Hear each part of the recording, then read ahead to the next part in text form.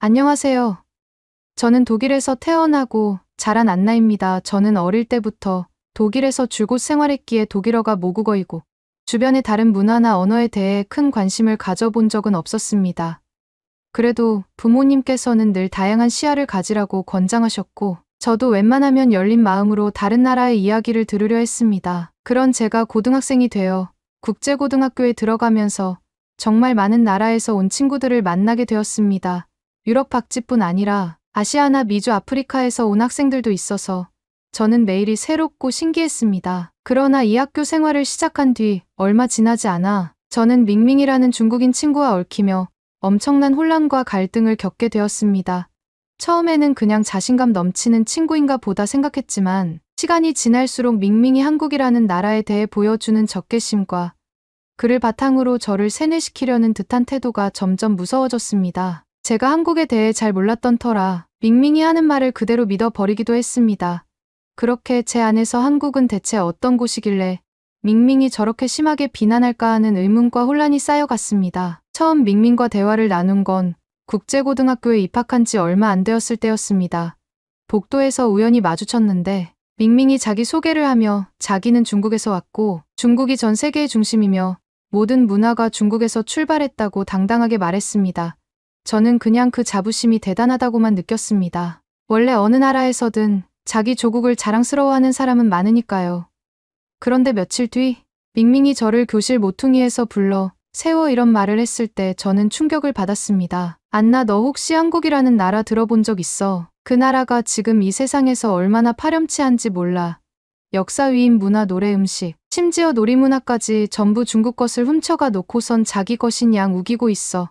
정말 뻔뻔하지 않아? 저는 깜짝 놀라서 물었습니다. 밍밍, 한국이 정말 그런가요? 저는 잘 몰라서. 그런데 대체 어떻게 훔쳤다는 거예요 하고요. 그러자 밍밍은 탄식하듯 말했습니다. 그러니까 너같이 순진한 학생들은 전혀 모르고 중국을 무시하는 한국인들의 거짓말에 속아 넘어가는 거야. 나 같은 중국인이 직접 알려주지 않으면 영원히 모를 거라고. 당시 저는 너무 당혹스러워서 그냥 밍밍의 말을 듣고만 있었습니다. 그러자 밍밍은 한국이라는 나라가 언제부터 중국을 배신하고 중국 문화를 제 것처럼 훔쳐갔는지 차근차근 설명해 주겠다고 했습니다. 저는 반신반의하면서도 그 이야기를 한번 들어보고 싶었습니다. 대체 밍밍이 왜 그렇게 한국을 미워하는지 궁금하기도 했습니다. 밍밍은 먼저 한국의 역사를 운운하며 말했습니다. 한국은 원래 중국 땅에서 파생된 지역에 불과했어. 적어도 내가 배운 바에 따르면 중국 황제들이 모든 동방 지역을 다스렸을 때 한국 같은 곳은 독립국이 아니었지. 그런데 언젠가부터 자기들이 독립되었다고 외치면서 중국에게서 배웠던 역사와 제도, 문화를 전부 가로챘어. 그런데 더 문제인 건 그걸 전부 자기들만의 창의력으로 만든 것처럼 홍보하고 있다는 거야. 저는 이 대목에서 긴가민가 했습니다. 한국이 정말 그렇게 시작된 나라인지 잘 몰랐기에 넘어가긴 했지만 그래도 너무 편향된 말이 아닌가 싶었습니다. 그런데 밍밍은 거기서 멈추지 않았습니다. 한국 사람들은 역사 속 위인이라고 부르는 사람들도 사실은 중국의 영향을 받아 조금 변형시킨 것뿐이야. 예를 들어 한국인들이 우러러본다는 어떤 왕이나 학자들이 실은 중국 왕조에서 허락해준 지위를 가지고 활동했는데 한국이라는 곳에서는 그들을 마치 독자적으로 세상을 바꾼 인물처럼 포장한다니까. 저는 그런 얘기를 처음 들어봐서 사실관계를 전혀 알지 못했습니다. 그런데 밍밍이 정말 확신에 차서 말하니 그럴 수도 있나 하고 넘어갔습니다. 그러면서 밍밍은 더 구체적인 이야기를 꺼냈습니다. 한국에는 세종이라는 왕이 있었다고 하더라. 그런데 그 왕도 알고 보면 중국에서 전해 내려온 문자 체계를 조금 바꿔놓고는 국민을 위해 새로운 문자를 창제했다고 자랑하지. 뭐 얼마나 우스운 일인지 몰라. 중국 한자를 제대로 공부해서 응용한 주제에 그런 걸 자기들이 발명했다고 선전한다니까. 정말 파렴치하지 않아. 저는 이 부분에서 약간은 이상하다는 생각이 들었습니다. 제가 막연히 듣기로는 한국어의 문자 체계는 독자적으로 만들어진 거라고 했던 것 같았거든요. 그러나 밍밍은 모든 것을 중국에서 훔쳐간 것이라 우기고 있었습니다. 제 머릿속은 도대체 뭐가 진실인지 감이 잡히지 않았고 그냥 밍밍이 저렇게 주장하니 그런가 보다 하고 넘어갔습니다. 이후 밍밍은 다시 한번 제 귀에 대고 속삭이듯 말했습니다. 안나, 넌 지금 몰라도 돼. 하지만 학교에서 혹시 한국을 옹호하거나 한국어가 대단하다는 말을 듣게 된다면 그건 전부 가짜 정보라는 걸 잊지 마. 그래서 내가 너를 세뇌시켜 주려는 거야. 말 안 했으면 너도 그 거짓말에 속아 넘어갔겠지? 저는 세뇌라는 말에 살짝 기분이 나빴지만 밍밍은 그런 제 감정을 신경 쓰지 않고 계속 말을 이어갔습니다. 한국은 무조건 중국 거를 빼앗아 간 나라야. 음식도 전부 그래, 김치라는 것도 중국의 절임 채소 문화가 원형이었고 한국 전통 음식이라고 떠벌리는 것들 대다수가 중국 요리를 변형해 놓은 거라고. 그렇다고 밝히기는커녕 무조건 한국 것이 원조인 양 떠든다니까. 그 말을 듣고 저는 거짓말 아닐까 싶었지만 밍밍이 또 한 번 너무나 확고히 말하니 반박할 근거도 없이 듣기만 했습니다. 당장은 제가 한국 음식을 전문적으로 아는 것도 아니었고 밍밍이 구체적으로 한국 음식을 열거하며 설득해 들어오니 무안해서 아무 소리도 못했습니다. 심지어 밍밍은 다음과 같은 말도 했습니다. 한국인들은 삼이라는 글자를 써서 인삼도 전부 자기들 뿌리처럼 떠들지만 사실 그 역시 중국 한약재의 일부였어. 그걸 조금 다듬어서 약효가 뛰어난 것처럼 만들어 놓고는 자기 나라에서 가장 오래된 전통 농산물인 양 말하잖아. 얼마나 우스워. 저는 들어본 적이 없는 이야기였지만 이런 주장이 정말 사실이라면 한국은 너무 뻔뻔한 것이 아닌가 생각하게 되었습니다. 밍밍은 계속해서 한국의 노래와 문화, 예술도 모조리 중국 것을 베꼈다고 말했습니다. 한국 전통 음악이라고 부르는 장단이나 춤 역시 중국 고대에서부터 전해진 음악적 양식을 조금 변형시킨 것일 뿐이라고 강조했습니다. 또 한국에는 국악이라고 부르는 게 있는데 사실 그것도 중국 악기의 음색과 음계를 기반으로 해서 만들어진 거라고 했습니다. 저는 그 말을 듣고 그런가 보다 할 수밖에 없었습니다. 왜냐하면 저는 국악이 뭔지도 잘 몰랐으니까요. 그뿐만 아니라 밍밍은 한국인들이 자랑스럽게 여긴다는 위인이나 문화적 업적마저 실제로는 중국 본토의 지식이나 기술을 조금 바꾼 것이라고 우겼습니다. 예를 들어 한국인들이 세계적으로 인정받는다고 하는 어떤 발명품도 실은 중국에서 수백 년 전부터 사용하던 것을 가져다 쓴 것에 불과하다고 하더군요. 제가 반신반의하자 밍밍은 다시 제 등을 툭 치며 말했습니다. 믿거나 말거나지만 난 진실을 말하는 거야. 어차피 한국인들은 늘 역사를 날조하는데 능숙하거든. 정말 말도 안 되는 것 같으면서도 저는 이렇다 할 반박을 못했습니다. 왜냐하면 제가 한국사를 배운 적이 없었고 주변에도 한국에 대해 잘 아는 이가 없었기 때문입니다. 밍밍은 그런 제 무지를 파고들어 매일같이 새로운 사례를 제시하며 한국이 얼마나 파렴치한 나라이고 중국 문화를 빼앗아간 도둑인지 설파했습니다. 제가 조금이라도 의아한 표정을 지으면 밍밍은 아예 제 눈앞에 스마트폰을 들이밀며 인터넷에서 뭔가 중국에 유리해 보이는 글을 보여주었습니다. 물론 그 글들이 공신력 있는 자료인지는 모르겠으나 그때는 저도 판단력이 부족했습니다. 그렇게 저는 밍밍에게 서서히 세뇌당하고 있었습니다. 어느 날은 밍밍이 오징어 게임이라는 드라마를 언급하며 또 다른 이야기를 꺼냈습니다. 안나 혹시 오징어 게임이라는 작품 들어본 적 있어? 사실 그거 한국인들이 만든 게 아니야. 애초에 중국 고전 놀이와 잔혹극 문화가 결합되어 있던 걸 한국이 가져다 쓴 거라고. 그래 놓고 자신들이 창의적으로 만든 듯이 떠벌리고 있지. 사람들 다 속고 있는 거야. 저는 그 드라마 제목을 친구에게서 들어본 적이 있어서 궁금해졌습니다. 정말 중국에서 먼저 비슷한 놀이를 했던 건가? 하고 말이죠. 밍밍은 바로 제게 말했습니다. 자료를 찾아봤자 대부분 한국 쪽 주장이니 헛수고고 차라리 중국 사이트나 중국어 자료를 보라고요. 거기 가면 한국이 얼마나 무례하게 중국 문화를 훔쳐갔는지 다 드러나 있다고. 저는 한국어를 모르니 한국판 자료도 못 보고 중국어도 모르니 중국 사이트 역시 들어가기 어렵고 이러지도 저러지도 못했습니다. 그러자 밍밍이 웃으며 했던 말이 잊히지 않습니다. 안나 넌 그냥 나 믿으면 돼. 괜히 정보 찾겠다고 시간 낭비하지 말고. 저는 이상하다고 느끼면서도 별다른 반론도 못하고 곤란한 마음에 그냥 고개를 끄덕였습니다. 그런데 이런 상황이 반복되자 제 주변 친구들이 저를 의아하게 보게 되었습니다.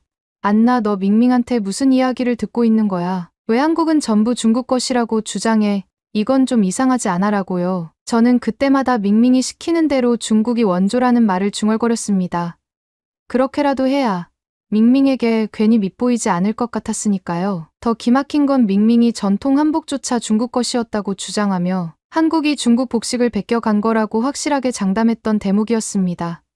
제가 얼핏 인터넷에서 본 사진을 떠올리며 그래도 한복이라는 건 한국 고유 의상으로 알려져 있지 않나요? 라고 하자 밍밍은 비웃듯 말했습니다. 그건 중국의 명나라 때 옷차림하고 거의 똑같아. 그런데 한국인들은 원래 자기네가 만들었다고 속이고 있지. 그리고 김치도 사실은 중국 절임 채소로부터 나온 거야. 그런데 한류가 어쩌고 저쩌고 떠들면서 세계에 퍼뜨리는 꼴이 참 역겹지 않아?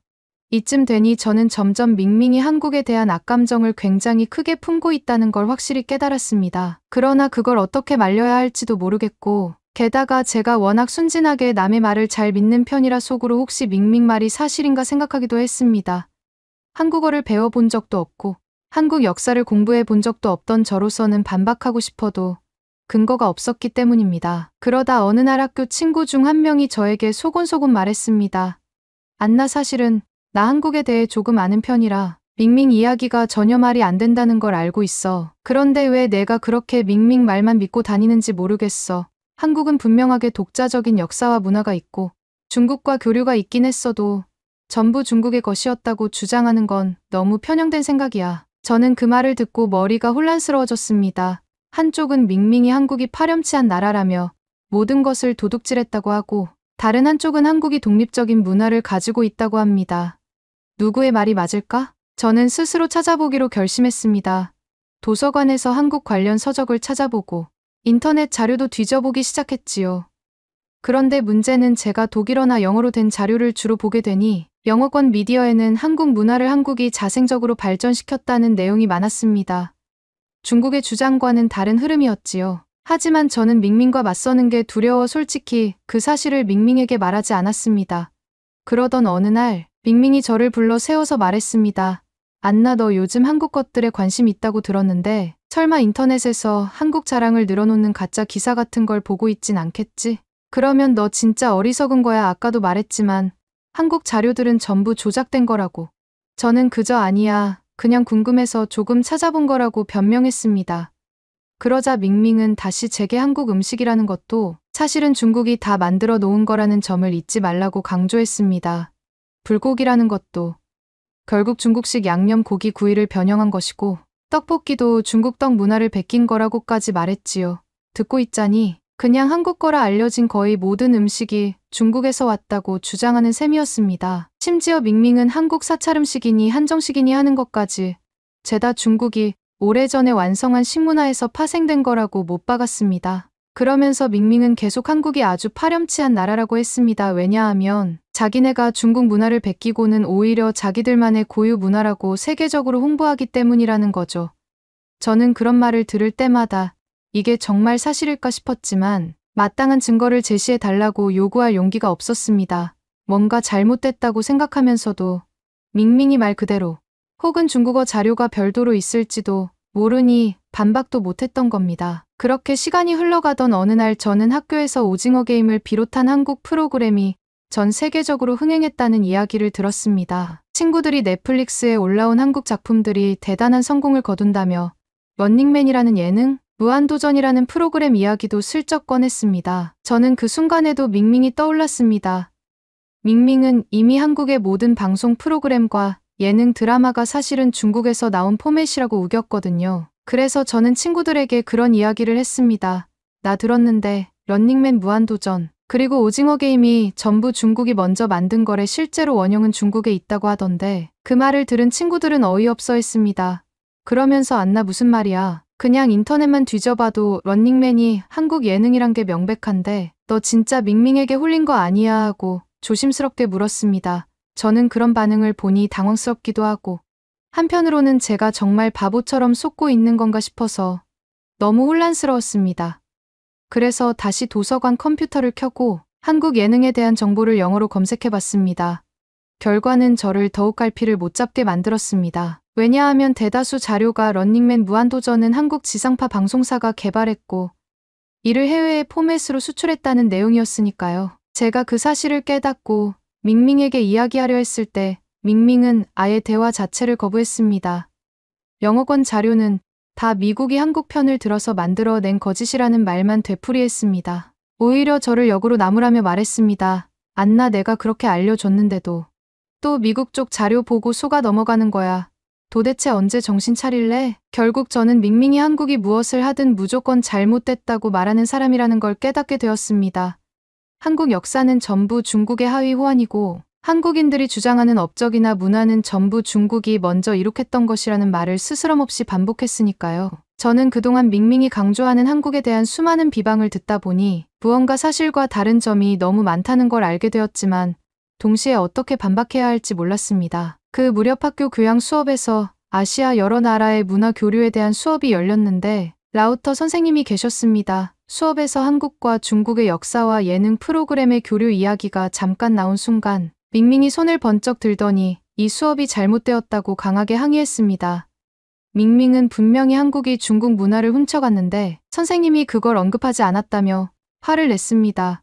구체적으로 한국이라는 나라가 김치며 한복이며 심지어 전통춤과 노래까지 전부 중국에서 유래했음을 강조해야 한다고 주장했습니다. 라우터 선생님은 약간 당황하셨지만 그래도 밍밍의 말을 들어보고 싶어 밍밍 학생이 구체적으로 알고 있는 사료나 근거가 있나요? 하고 물으셨습니다. 그런데 밍밍은 대답 대신 분개한 표정으로 중국의 역사책들이나 중국어 자료를 보면 다 나온다고만 말했습니다. 학생들 중 누군가가 그러면 영어로 번역된 자료라도 있냐고 물었지만 밍밍은 그런 건 필요 없다고 답했습니다.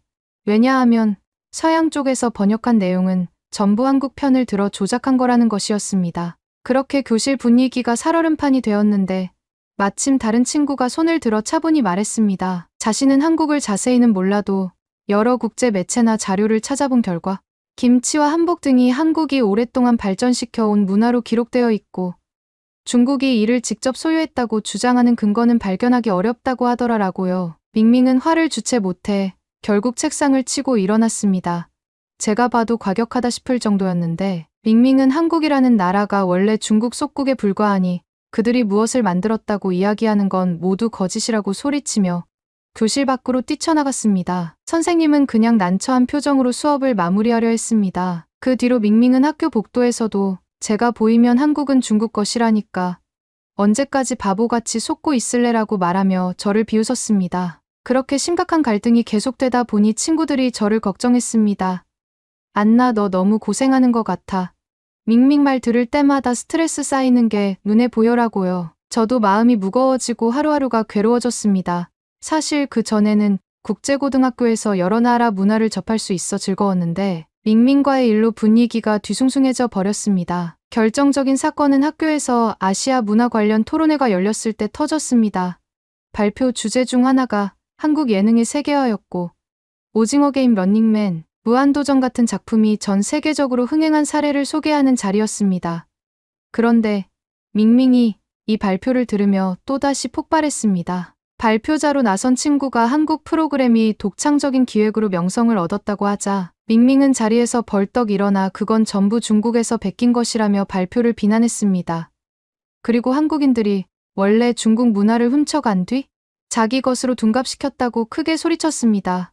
그 자리에 있던 학생들은 모두 얼어붙었고 사회자도 진정하라고 했지만 밍밍은 교실 전체를 돌아보며 고래고래 소리를 질렀습니다. 한국이야말로 전 세계에서 가장 파렴치한 나라다. 자기들이 아무것도 안 하고 전부 중국 문화로부터 훔쳐간 뒤에 자기 공으로 돌리는 게 말이 되냐는 식이었습니다. 발표하던 학생이 증거가 있느냐고 차분히 물었지만 밍밍은 증거니 뭐니 다 한국 쪽에서 가짜를 만들어낸 거라고 되받아쳤습니다. 그런 무책임한 언쟁이 이어지더니 결국 밍밍이 흥분한 채 문을 박차고 나가 버렸습니다.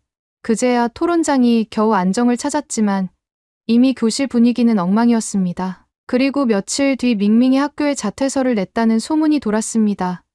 몇몇 중국인 친구들과도 틀어졌다느니 한국 이야기를 두고 충돌이 있었다느니 하는 말이 오갔습니다. 그렇게 밍밍은 별다른 이별 인사도 없이 사라졌습니다. 저는 마음이 착잡했습니다.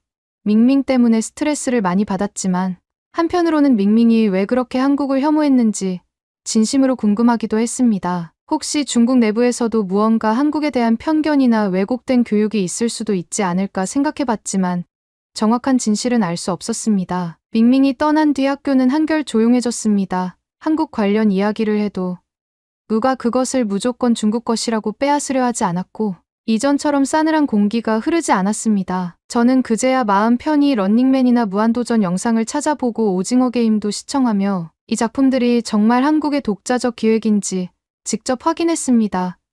포맷 판매 기록이며 제작사가 내놓은 기획서 등 다양한 증거가 있었고 실제로 중국 방송사들이 한국으로부터 프로그램 포맷을 돈 주고 사갔다는 사실도 공공연하게 알려진 부분이었습니다. 그럼에도 저는 밍밍이 한 말을 완전히 지워 내기가 쉽지 않았습니다. 왜냐하면 한때는 제가 밍밍의 이야기를 참 많이 믿었고 한국이 정말 파렴치한가 의심한 적이 있었으니까요. 나중에는 한국 음식에 대해서도 다시 찾아봤는데 김치가 분명히 한국 고유 식문화를 기반으로 발전해왔고 한복 역시 조선시대부터 이어져 온 옷이라는 자료가 수두룩했습니다. 명나라 복식과 어느 정도 영향을 주고받았을 수는 있어도 그걸 두고 한국이 모두 훔쳤다고 보긴 무리가 많았습니다. 결국 제 결론은 밍밍이 무언가 극단적인 민족주의나 편견에 사로잡혀 한국을 증오하는 데에서 그치는 게 아니라 이 학교 학생들을 세뇌시키려 했다는 것입니다. 밍밍은 저뿐만 아니라 다른 학생들에게도 한국은 중국 속국이었고 모든 문화가 중국 것이라고 지속적으로 주입하려 했습니다. 제가 그에 대해 분명히 아니라고 이야기해 본들 듣지도 않았을 것 같습니다. 이 사건을 통해 저는 여러 가지를 배웠습니다. 하나는 누가 확신에 차서 말을 해도 반드시 스스로 확인해 봐야 한다는 점입니다. 저는 너무 순진하게 밍밍 말을 받아들여서 학교 친구들 사이에서 망신도 당했고 스스로 엄청난 혼란을 겪었습니다. 둘째로 편협한 시각에 빠지면 상대 문화를 무조건 도둑이나 속국으로 몰아붙일 수 있다는 무서움을 깨달았습니다. 밍밍은 한국이라는 나라를 전혀 인정하지 않고 끊임없이 폄하하며 중국이 압도적으로 우월하다고 주장했는데 사실 문화와 역사는 그렇게 단순히 한 나라가 전부를 베풀고 다른 나라는 전부를 훔친 것으로 구분될 수 없는 법이었습니다. 또한 저는 밍밍의 주장을 분별 없이 믿었던 제 자신이 부끄러웠습니다. 한국이 전부 중국에서 기원했다는 밍밍의 말은 조금만 자료를 찾아봐도 금세 반박할 수 있었기 때문입니다. 그러나 저는 게으르고 두려워서 정확한 사실을 확인하지 않았고 그 사이에 밍밍의 왜곡된 정보를 학교 안 여기저기에 퍼뜨리고 다닌 꼴이 되었습니다. 이를테면 친구들과 대화에서 무심코 한국 예능은 중국 원조라는 말을 뱉은 적이 있었습니다. 다행히 밍밍이 학교를 떠난 뒤 분위기가 달라지면서 저도 제 잘못을 바로잡고 싶어졌습니다. 그래서 저는 국제고등학교 도서관과 온라인 자료실을 통해 한국에 관련된 수많은 글과 영상을 접했고 여러 증거와 역사를 확인했습니다. 김치 한복 국악 예능 프로그램에 이르기까지 정말로 한국 사람들이 오랜 시간 동안 스스로 발전시켜 온 문화라는 걸 알게 되었습니다. 물론 그 과정에서 중국과 교류나 영향을 주고받은 적이 있지만 그걸 온전히 중국이 원조고 한국은 무조건 표절이라고 말할 수는 없었습니다. 게다가 최근에 세계적으로 유명해진 한국 드라마나 음악 예능이야말로 한국 나름의 창의력이 발휘된 결과라는 걸 수많은 매체가 증명하고 있었습니다. 제가 이 사실을 알게 되자 지난날 밍밍이 가르쳐 주겠다며 제게 들려준 이야기들이 얼마나 일방적이고 편향된 것이었는지 확연히 드러났습니다. 아마 밍밍은 본인 나름대로 믿는 무언가가 있어서 그런지 모르겠지만 적어도 이 국제고등학교에서는 통하지 않았습니다. 오히려 많은 학생과 선생님들이 밍밍의 극단적 태도에 질려했고 역으로 한국이라는 나라의 존재를 더 객관적으로 파악하게 만들었다고 봅니다. 정말 아이러니하게도 밍밍은 한국을 폄하하려다 오히려 반대로 한국에 대한 궁금증을 키워줬습니다. 저도 그렇고 다른 학생들도 밍밍의 주장을 반박하기 위해 더 깊이 알아보았거든요. 그러면서 한국이 얼마나 독특하고 흥미로운 문화를 가지고 있는지 확인하게 된 겁니다. 사실 저는 런닝맨과 무한도전 같은 예능이나 오징어 게임이라는 드라마를 밍밍이 없었으면 이만큼 관심 있게 찾아보지 않았을지도 모릅니다. 그런데 밍밍이 저를 괴롭히며 전부 중국에서 왔다고 우기니 오히려 이게 진짜인지 확인하고 싶은 마음에 직접 보는 계기가 되었습니다. 그리고 끝내 밍밍이 틀렸다는 사실을 알게 되어 홀가분해졌습니다. 결론적으로 저는 이 긴 이야기를 통해 한국이 얼마나 파렴치하다고 몰아붙이는 사람을 만났을 때 제대로 된 자료와 비판적 시선이 없으면 당혹스러운 상황에 빠질 수 있다는 것을 말씀드리고 싶습니다. 또한 밍밍이 보여준 과도한 증오심과 왜곡된 민족주의가 서로 간에 얼마나 큰 갈등과 상처를 낳는지 뼈저리게 배웠습니다. 그러나 저는 이제 조금이라도 더 깨어있는 태도로 정보를 찾아보고 다른 문화를 존중하되 맹목적으로 믿진 않으려 합니다. 밍밍이 얘처럼 한국을 중국 속국으로 단정 짓고 한국이 가진 모든 업적이나 문화적 성취를 중국 것이었다고 주장하는 건 그 누구도 받아들이지 못할 것입니다. 역사는 하나의 단순한 도식이나 증오감만으로 판단하기에는 너무 복잡하고 깊으니까요. 실제로 밍밍이 남긴 혼란을 수습하며 학교 측도 이번 일을 계기로 다문화 존중에 대한 교육을 더 강화했습니다. 서로 다른 나라에서 온 학생들이 각자의 문화를 설명할 때는 반드시 근거 자료를 제시하고 토론하자는 방침도 생겼습니다. 저는 밍밍이 다시 독일로 돌아온다 해도 이전처럼 그의 말을 그냥 고지고대로 믿을 것 같진 않습니다. 만약 그가 다시 제게 한국은 전부 중국 것이라고 세뇌시키려 든다면 이번에는 제가 찾아본 정보를 근거로 아니라고 반박하겠지요. 그때는 최소한 부끄럽지 않을 정도의 지식과 확신이 생겼습니다. 마지막으로 제 이야기를 듣는 분들께 당부하고 싶은 것이 있습니다. 저처럼 순진한 성격일수록 누군가가 강한 확신을 가지고 말하면 흔들리기 쉬운데 그럴 때일수록 여러 출처를 비교해보고 실제로 확인하려는 노력이 필요하다는 것입니다. 그리고 하나의 문화가 다른 문화와 교류하며 발전할 수는 있어도 무조건 한쪽이 전부 훔쳐갔다는 식의 주장은 매우 극단적이라는 점도 기억해야 합니다. 저는 이것을 밍밍을 통해 지독하게 배웠습니다. 그 후로 저는 오징어 게임뿐 아니라 한국 음악이나 다른 예능 프로그램도 가끔 찾아봅니다. 또 한국 전통 의상이나 음식에 대해 관심을 가지면서 독일에서 운영되는 한국 문화원 같은 곳을 방문해보고 싶다는 생각도 하게 되었습니다. 부모님께서는 제가 점점 더 넓은 시야를 가지게 된 것 같다고 좋아하십니다. 물론 밍밍이 제게 준 스트레스도 엄청났지만요. 그래도 세상 일은 어떻게 흘러갈지 모른다고 하잖아요. 밍밍 덕분에 제가 한국 문화와 역사를 더 깊이 들여다보게 되었으니 어쩌면 이게 전화위복이 될 수도 있다고 봅니다. 물론 중국이라는 나라 역시 오래된 문명과 많은 자원을 가지고 있으니 그 자체로 존중받을 부분이 많겠지요. 그렇지만 밍밍처럼 과도하게 다른 국가를 비하하고 자기 나라만 옳다고 주장하는 태도는 누구에게도 공감을 얻기 어려울 것입니다. 저도 밍밍이 좀 더 유연한 태도를 가졌다면 분명히 서로가 배우고 도움을 주고받을 수도 있었을 텐데 하는 아쉬움이 남습니다. 이상으로 제가 겪은 길고 복잡한 이야기를 마치겠습니다. 정리하자면 밍밍은 한국의 역사와 미인 문화, 노래, 음식, 전통의상, 놀이 하나하나를 전부 중국에서 왔다고 주장하며 한국이 파렴치하게 훔쳐갔다고 저를 세뇌시키려 했고 저는 그 말에 상당 부분 휘둘려 혼란스러웠습니다. 그러나 결국 여러 자료를 통해 밍밍의 말이 전혀 근거가 없다는 사실을 알고 제 자신을 되찾을 수 있었습니다. 앞으로 혹시 또다시 밍밍 같은 사람을 만나더라도 저는 그때처럼 무조건 믿지는 않을 것입니다. 다양한 시각과 근거를 검토하여 올바른 판단을 하려고 노력하겠습니다. 여기까지가 독일에서 국제고등학교를 다니는 제가 직접 경험한 이야기입니다. 긴 글을 읽어주신 모든 분들께 감사드립니다. 부디 저와 같은 혼란은 겪지 않으시길 바라며 서로 다른 문화가 공존하는 이 세상에서 편협한 증오나 왜곡된 주장이 아닌 진실과 존중이 더 크게 자리 잡을 수 있기를 진심으로 희망합니다. 저는 여전히 한국이든 중국이든 다른 나라든 좋은 점을 찾아 배우고 싶고 문화 교류의 진정한 가치를 살려나가고 싶습니다. 감사합니다. 두 번째 사연 바로 시작하겠습니다. 이 회의는 공정한 학술 토론장이 아닙니다. 더 이상 참여할 필요가 없다고 판단합니다. 역사를 왜곡하려는 시도에 동조하지 않겠습니다. 여기 중국 베이징 역사학술 세미나장에서 많은 학자들이 소리치고 있습니다. 과연 무슨 일이 있었던 걸까요? 안녕하세요. 저는 시오펑.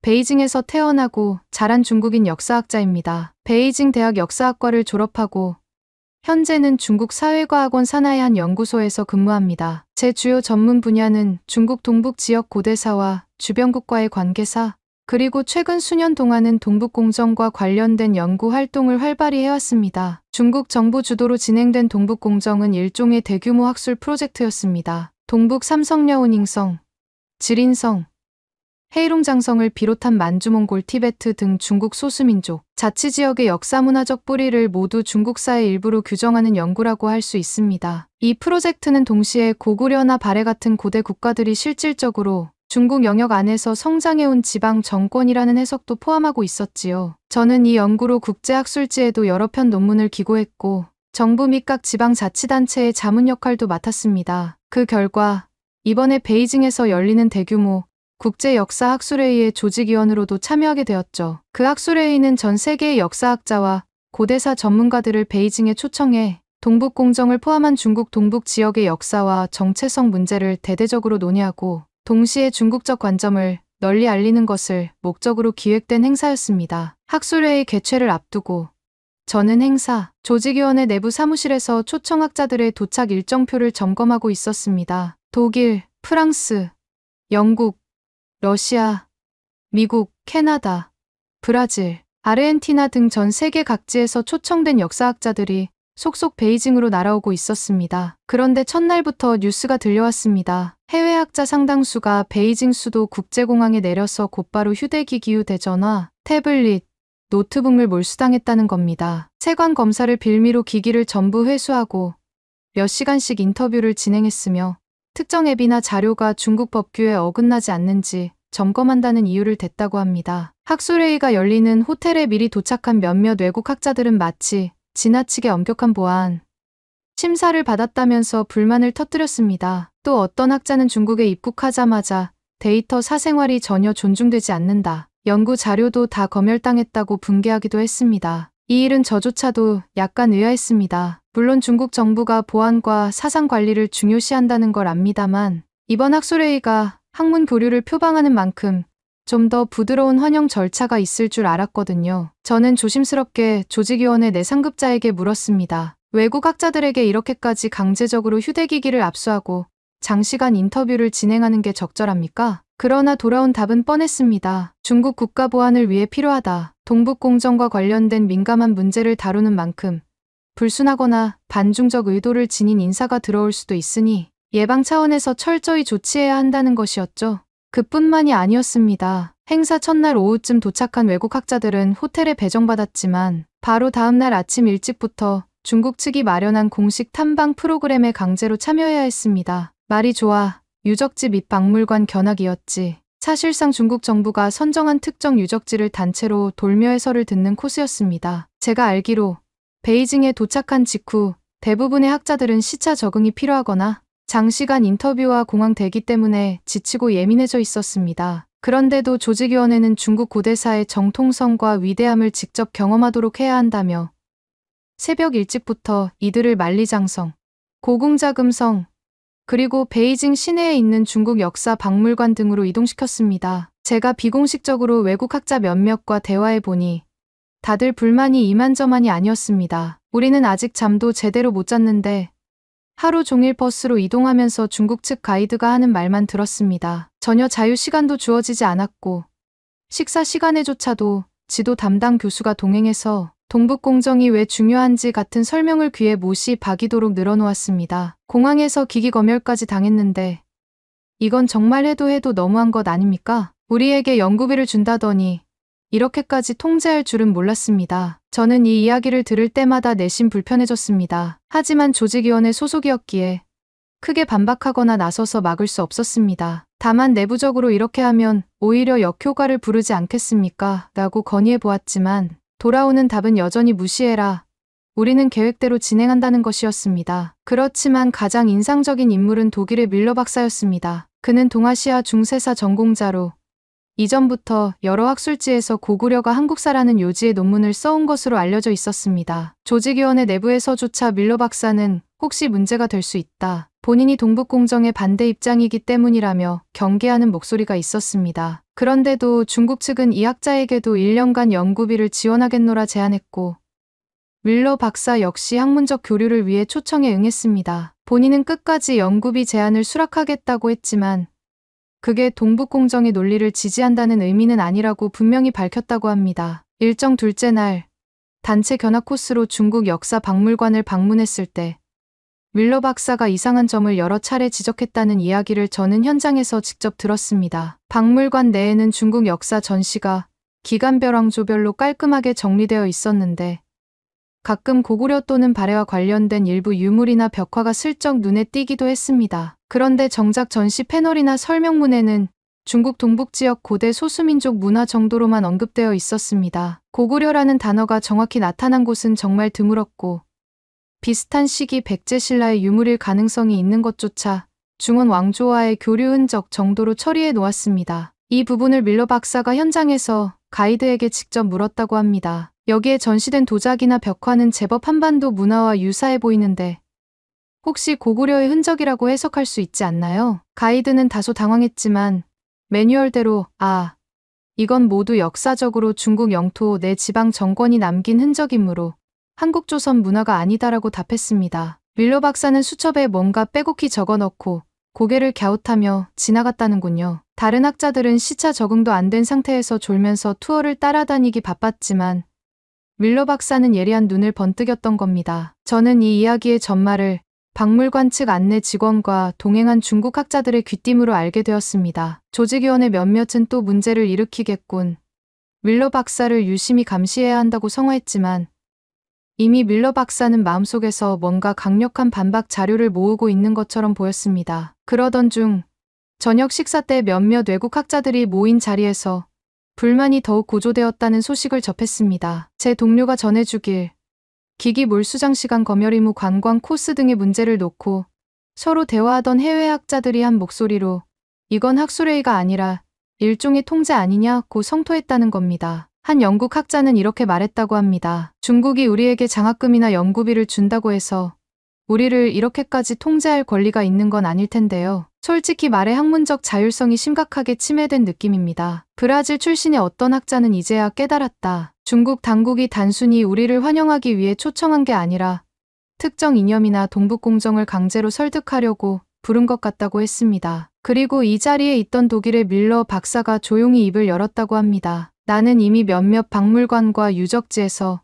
한국 고구려 문화의 흔적을 감춘 정황을 발견했습니다. 중국 측 설명이 이건 전부 중국사라고 하는데 내 눈엔 명백히 고구려 문화를 드러내는 유물도 있었습니다. 만약 이 자리에서 그런 사실을 학자들이 지적하지 않고 묵과한다면 우리 역시 진실을 외면하는 공범이 될 수 있겠죠. 이에 다른 학자들도 크게 공감하며 아무리 중국에게 장학금 형태의 지원을 받는다 해도 또 국제 교류 차원이라 해도 지금 당하고 있는 방식은 심하다. 학술 자유가 보장되지 않는 느낌이라며 분노를 표출했습니다. 저는 이들의 불만과 분노를 전해 들었으나 솔직히 딱히 제가 할 수 있는 조치는 없었습니다. 조직위원회에서는 오히려 학자들을 너무 자율적으로 풀어놓으면 동북공정의 정당성을 깎아내릴 증거를 수집하거나 반대 논리를 강화할까 두렵다. 그러니 지속적으로 관리 감독해야 한다는 내부 지침을 거듭 강조했습니다. 며칠간의 사전 투어가 끝나고 본격적인 베이징 국제역사학술회의 세미나가 대형 컨벤션 센터에서 개막했습니다. 중국 측은 이것을 동아시아 고대사의 진실을 찾기 위한 대토론이라고 홍보했지만 정작 실상은 동북공정의 논리를 대외적으로 홍보하고 한국이나 다른 나라 학계에서 이견을 내지 못하도록 누르는 효과를 노린 행사였습니다. 저는 발표자이자 조직위원 중 한 명으로서 동북공정의 학술적 의의와 고구려 역사의 중국적 귀속이라는 주제를 맡았습니다. 그 자리에는 여러 중국 학자들과 소수의 외국 학자들이 배석했는데 특히 독일의 밀러 박사를 비롯한 유럽 남미권 학자들도 초청되어 앉아 있었습니다. 발표 시작 전 저는 약간의 긴장과 흥분을 느꼈습니다. 이번에야말로 우리가 고구려가 중국사라고 주장하는 당위성을 국제 무대에서 널리 알릴 기회다라는 생각 반. 너무 공격적인 태도로 나오면 역풍을 맞을 수도 있지 않을까 하는 우려 반이었습니다. 발표에서 저는 다음과 같은 논리를 전개했습니다. 고구려 영토 대부분이 현재 중국 동북 지역의 만주 지구에 있었음. 고구려는 수당나라와의 조공책봉 관계 속에서 일정한 종속적 지위였고 이는 독립국이라기보다는 중국 지방 정권으로 해석하는 것이 옳음. 고구려 멸망 후 상당수 유민이 당나라로 편입되어 자연스레 중국인이 되었음. 역사 자료 중 고구려 왕을 이민족 왕으로 기록한 부분이 있으나 이는 곧 당시 한족 중심 조정이 고구려를 외부 정권이 아닌 내부 지방으로 인식했다는 근거가 될 수 있음. 그리고 마무리로 결론적으로 고구려는 중국사의 한 줄기이며 오늘날 동북공정을 통해 이를 재조명하는 것은 너무나도 타당하다고 주장했습니다. 제 말이 끝나자 중국 측 일부 참석자들은 환호하거나 박수를 쳤습니다. 하지만 외국 학자들 좌석에서는 어딘가 미묘한 침묵이 흐르는 듯했죠. 곧 이어 학회 의장은 질의응답을 받았습니다. 미국이나 러시아 쪽 학자들은 비교적 무난한 질문을 던지거나 혹은 애매모호한 태도로 고구려가 독립성이 있었지만 중국과 긴밀히 연결되어 있었다는 식의 언급을 했습니다. 그러나 독일의 밀러 박사가 마이크를 잡자 분위기가 확연히 달라졌습니다. 그는 제가 발표한 내용을 하나하나 반박하기 시작했습니다. 시오펑 박사, 저는 지난 며칠간 중국 여러 박물관과 유적지를 돌았습니다. 그 중에는 분명히 고구려 고분 벽화나 토기, 심지어 한반도 문화와 밀접하게 닮은 유물도 있었습니다. 그런데 전시 설명문에는 중국 북방 소수민족이라고만 적혀 있더군요. 중국에 와서 돌아본 박물관에 있는 벽화는 고구려 벽화 양식과 상당히 흡사합니다. 더구나 그 고분에 남은 문자 기록이나 왕명을 해독해보면 고구려 왕실이 사용하던 표현과 아주 비슷합니다. 이것을 단순히 중국 지방 정권이었다고 주장하는 것은 제가 보기에 역사적 사실을 왜곡하는 것입니다. 밀러 박사는 스크린에 자신이 찍은 혹은 메모해둔 사진들을 몇 장 띄웠는데 그것은 제가 알기로 박물관 내부에서 촬영이 금지된 구역이었습니다. 그러나 그는 어떻게든 자료를 확보한 모양이었습니다. 그리고 거기에 한반도 계통으로 추정되는 문양이나 문자들이 분명히 보였습니다. 그는 이어서 이렇게 말했습니다. 물론 고구려가 중국과 외교적 군사적 교류를 해온 건 맞습니다. 그러나 중국 왕조 내부의 지방 정권으로 보기는 극도로 무리입니다. 제가 알고 있기로 전 세계 대부분의 동아시아 사학계에서는 고구려가 독립국가였으며 그 문화는 한국조선의 전통을 이룬다고 봅니다. 저는 순간 당황스러웠습니다. 제가 발표할 때 동원한 논리는 기존 동북공정의 주장을 충실히 반영한 것이었고 중국 내부에서는 제법 통용되는 해석이었습니다. 그러나 밀러 박사는 그 근간을 뒤집어 놓은 것입니다. 밀러 박사의 강력한 반론에 곧바로 중국 측 학자들이 거세게 반발하기 시작했습니다. 특히 한 학자가 목소리를 높여 말했습니다. 밀러 박사, 우리가 알기로는 당신의 연구팀이 1년간 중국 정부의 연구비 지원을 받기로 되어 있는 것으로 압니다. 그런데 지금 여기서 한국의 편에 서서 우리 동북공정을 폄하하겠다는 것입니까? 이 말이 떨어지자 밀러 박사는 담담히 고개를 끄덕이며 답했습니다. 연구비 지원에 대해서는 저도 감사히 생각합니다. 하지만 그것이 제가 역사적 진실을 외면해야 하는 이유가 될 수는 없습니다. 오히려 지원받는 입장에서도 학문적 양심을 지켜야만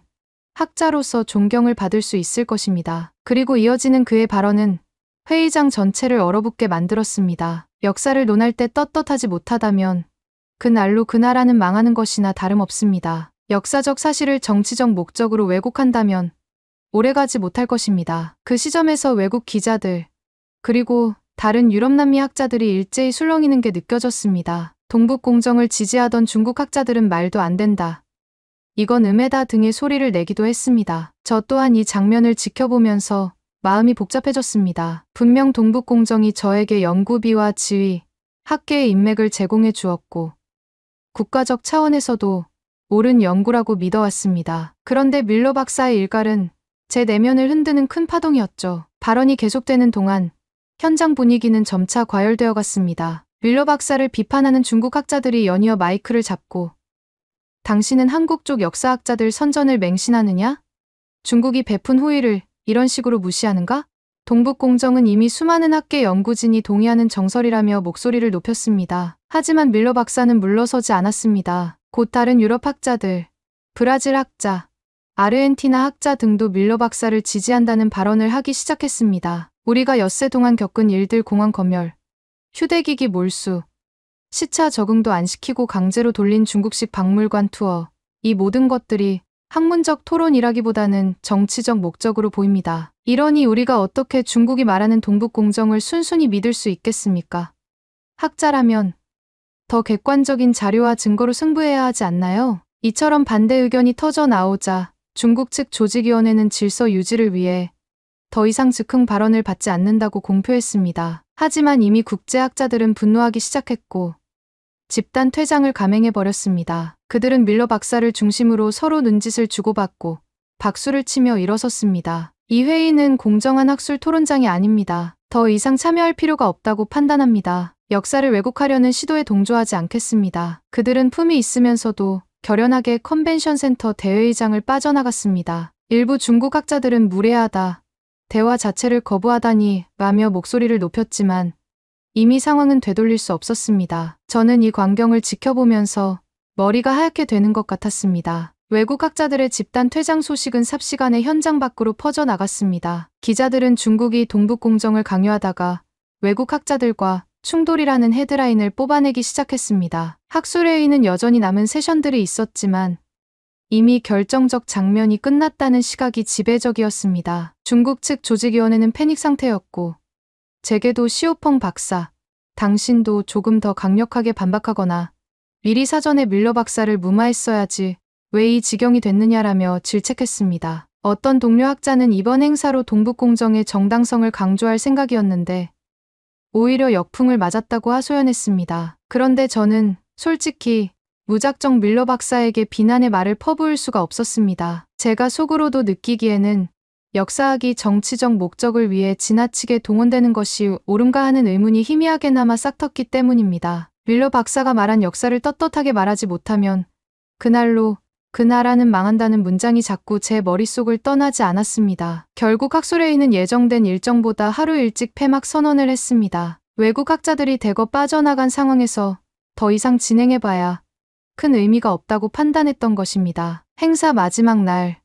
일부 중국 언론은 국제학계, 동북공정의 대체로 우호적이라는 식으로 짧게 보도했지만 사실과 거리가 멀었습니다. 이미 해외 언론과 미디어에는 고구려는 한국의 역사라는 지적을 무시하는 중국 측 태도, 학술회의가 아닌 정치선전이라는 비판 기사가 쏟아지고 있었으니까요. 학술회의가 끝난 후 저와 조직위 동료들은 대책회의를 했습니다. 왜 해외 학자들을 섣불리 그렇게 많이 초청했느냐? 공항 검열과 강제 박물관 투어가 너무 과도했던 것 아니냐? 좀 더 부드러운 외교적 학술적 접근을 할 수 없었나?